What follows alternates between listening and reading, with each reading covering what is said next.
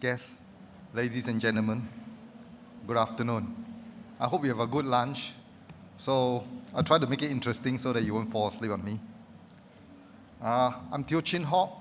I'm the Deputy Chief Executive of the Cybersecurity Agency of Singapore. I'm very pleased to join you at the FinTech conference of the second edition of the Singapore FinTech Festival today. And I would like to first thank MAS for the invitation to speak at this event.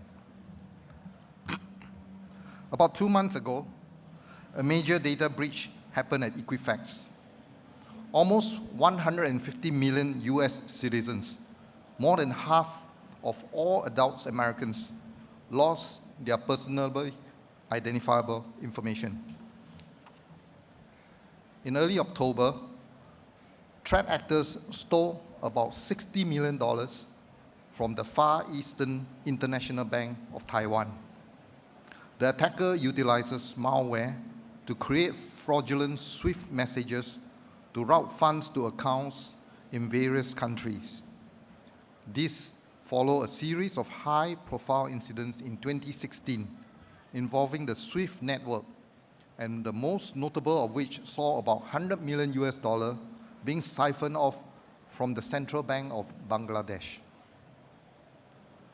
Incidents such as this has made my job standing up here easier, but it certainly does not make my job sitting at CSA any easier.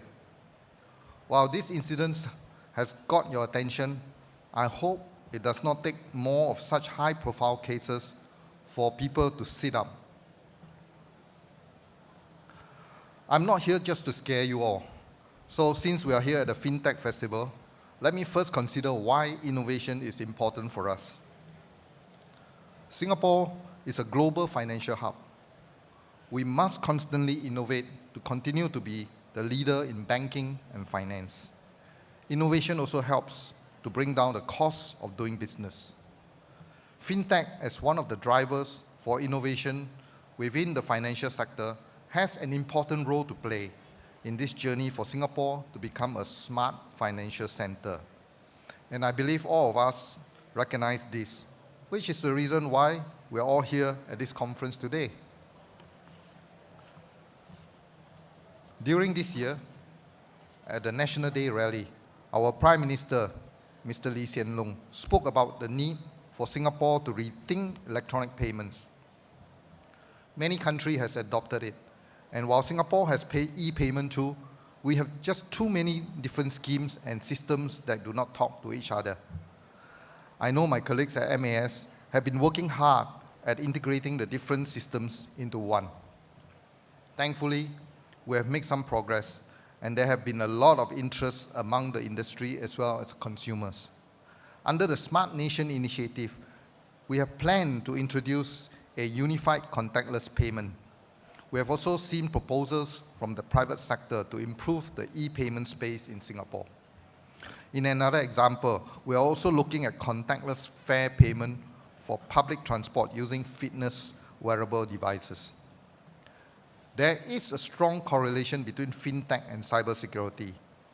While both have been around for a long time, they started growing at an explosive rate and generated much interest only recently. I'm heartened that even as we focus on innovation in FinTech, we are paying attention to consider cyber risks, which is another reason why you are here listening to me. In Singapore, we are heading towards a digital economy. Many of the tasks that we used to do in person can now be done seamlessly from the comfort of our homes or from our mobile phones. Since July this year, we have been able to do peer-to-peer transfer of funds using our mobile phones. I recall when ATM were first introduced, there was much skepticism about the concept of withdrawing money from the wall, instead of from a person at a bank, and that was incomprehensible at that time. Now how times has changed, where we are now able to transfer funds to another person just using our mobile phones without batting an eyelid. Our reliance on technology has increased tremendously over the years. We can barely go a day without the internet. Even if we can live without our phones or computers for a day, many of our other devices depend on the internet. Even our televisions, and very soon, our robotic cleaners and cooks. For the financial sector, the adoption of FinTech likewise further increases our reliance on technology, as well as connectivity within the sector. Many systems no longer work in silo and are now connected to one another. Anything that happens to one system can now affect another. As you can see from my earlier example, the consequences of cyber attacks are far greater in this interconnected world.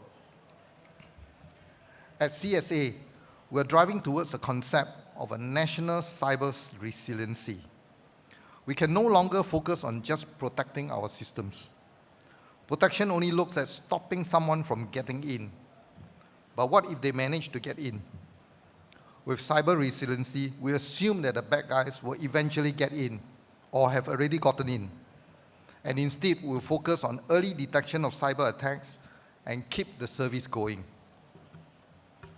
As we drive towards a smart nation and to maintain our status as the regional financial hub, we will need to strengthen our cyber resiliency to minimize disruptions to business and societal functions.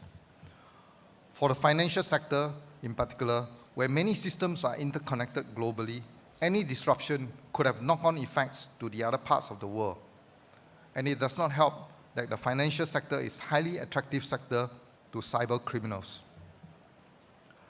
We have to look at this from a national and even international level. Just as our systems are no longer working in silos, so too must our efforts to coordinate at the national and international level. And that's not to say that you can leave all the work to CSA and MAS. We have different roles to play, and each of us will have to play our part for it to work. To be truly a secure nation, we need the involvement of government agencies like CSA and MAS, as well as MNCs and SMEs, and even the man in the street. So what has the government been doing about this? Our Prime Minister launched the Singapore Cybersecurity Strategy slightly more than a year ago. The strategy has 4 pillars: to build resiliency infrastructure, to create a safer cyberspace, to develop a vibrant cybersecurity ecosystem, and to strengthen the international partnerships.